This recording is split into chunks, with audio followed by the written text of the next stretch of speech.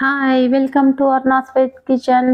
పెళ్ళిళ్ళలో ఫంక్షన్స్లో స్వీట్ షాప్స్లో పెట్టే బాసుందిని తిన్నప్పుడు మన ఇంట్లో చేస్తే మనకెందుకే ఇలా టేస్ట్ రాదని డౌట్ వస్తుంటుంది కదా. ఈ రోజు నేను బాసుందిని చేసి చూపిస్తాను. అదే స్టెప్స్ ని ఫాలో అవుతూ మీరు కూడా చేసుకోండి. ఎగ్జాక్ట్ గా స్వీట్ షాప్ స్టైల్లోనే టేస్ట్ వస్తుంది. ఇందుకోసం ఏం చేయాలనో తెలుసు కదా. వీడియోను స్కిప్ చేయకుండా చూసేయండి.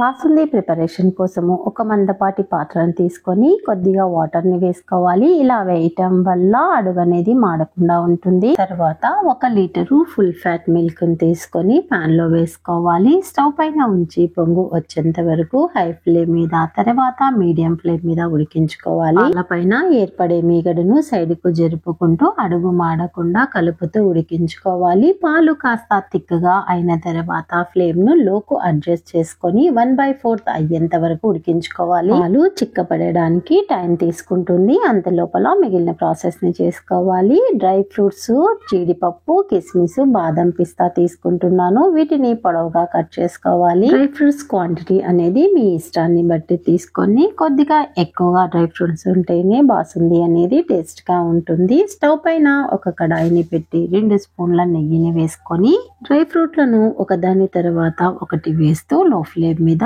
వేపుకోవాలి. చివరి వరకు వీడియో చూసిన తర్వాత నేను చేసిన ఈ బాసుంది రెసిపీ మీకు నచ్చినట్లయితే లైక్ చేసి మీ ఫ్రెండ్స్ కి, రిలేటివ్స్ కి షేర్ చేయండి. వేయించుకున్న డ్రై ఫ్రూట్లను ఒక ప్లేట్ లోకి తీసి పక్కన ఉంచుకోవాలి. ఇదే కడాయిలో 1 స్పూను నెయ్యిని వేసి ఇందులోనికి 1/2 కప్పు కన్నా తక్కువగా పాలు తీసుకుంటున్నాను. అంటే ఇవి దాదాపుగా 100 ml ఉంటాయి. ఇందులోనికి 1/2 కప్పు మిల్క్ పౌడర్ ను వేసుకోవాలి. లమ్స్ లేకుండా కలుపుకొని లో ఫ్లేమ్ పైన కోవాని ప్రిపేర్ చేసుకోవాలి. ఈ కోవాను బాసుందిలో యాడ్ చేయటం వల్ల టేస్ట్ అనేది ఎన్హాన్స్ అయ్యి అచ్చం స్వీట్ షాప్ లో లాగానే వస్తుంది. ప్రిపేర్ చేసుకున్న కోవాను ఒక కప్పులో తీసి పక్కన ఉంచుకోవాలి. స్టవ్ పైన పాన్ ని పెట్టి 1/2 కప్పు వరకు షుగర్ ని వేసుకోవాలి. షుగర్ ని క్యారమలైజ్ చేసుకోవాలి. షుగర్ కరిగి తేనె కలర్ లోకి టర్న్ అయ్యింది. ఇప్పుడు ఇందులోనికి 1/2 కప్పు మిల్క్ ను యాడ్ చేసుకోవాలి. పాలు వేయగానే ఉండలాగా అయిపోతుంది.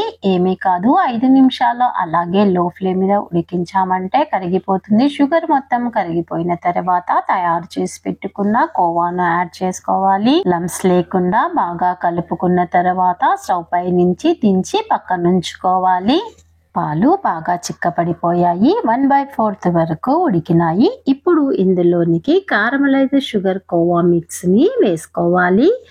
ఒకసారి బాగా కలుపుకున్న తర్వాత ఇందులోనికి వేయించి పెట్టుకున్న డ్రై ఫ్రూట్స్ లను, ఇలాచీ పౌడర్ ను వేసి 2 నిమిషాల పైన లో ఫ్లేమ్ మీద ఉడికించుకోవాలి.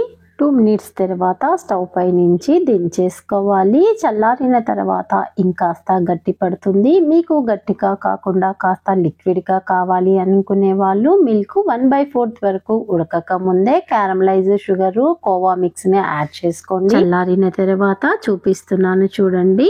ఈ బాసుందిని ఫ్రిడ్జ్ లో పెట్టుకొని కూల్ గా సర్వ్ చేసుకుంటే సూపర్ టేస్టీగా ఉంటుంది. 1 కప్పు తిని 2వ కప్పు తినకుండా ఉండడం అనేది హైలీ ఇంపాసిబుల్.